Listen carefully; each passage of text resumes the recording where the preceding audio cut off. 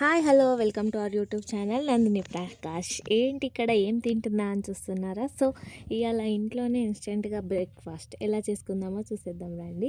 So దీనికి కావాల్సినవి వచ్చేసి ఒక ఆనియన్, టమాటా, పచ్చిమిర్చి. సేమ్ మనం ఉప్మా బ్యామినోకి బ్రేక్ఫాస్ట్కి ఎట్లా తీసుకుంటామో ఇవి కూడా సేమ్ అంతే. కాకపోతే ఐటమ్ ఏంటంటే గోధుమ పిండితో మనం చపాతీలు ఎలాగైతే చేసుకుంటామో అలాగే చపాతీలాగా గోల్ గోల్గా చేసుకొని ఒకటైతే మనం ఎండబెట్టుకోవాలి. ఒకటనే కాదు, స్టాక్గా కూడా పెట్టుకోవచ్చు.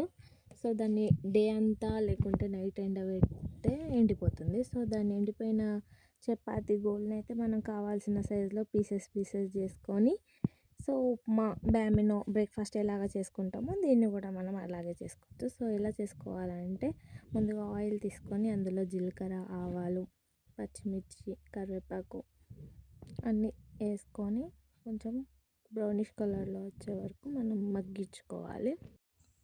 పచ్చిమిర్చి ఆప్షనల్, వేసుకుంటే వేసుకోవచ్చు లేదా స్కిప్ చేసేయచ్చు.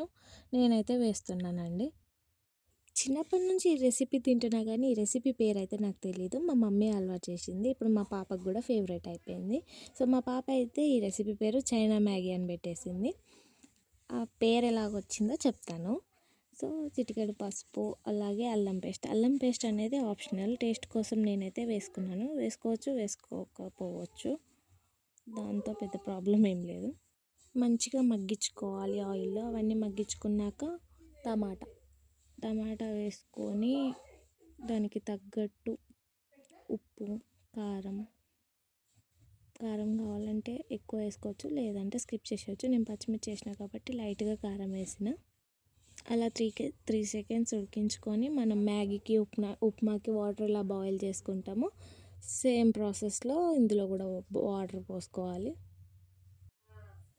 వాటర్ అన్నీ బాయిల్ అవుతున్న టైంలో మనమైతే గోధుమ పిండితో బ్రేక్ చేసుకున్న పీసెస్ ఉంటాయి కదా, అవైతే మనం వేసేసుకోవాలి. సేమ్ ఉప్మా బ్యామినో ఎట్లా చేస్తామో సేమ్ ఇది కూడా అంతే. కాకపోతే దీనికి ఒక 5-10 మినిట్స్ ఎక్కువ బాయిల్ చేయాలి. ఎందుకంటే గోధుమ పిండి కదా, అది కొంచెం థిక్గా ఉంటుంది.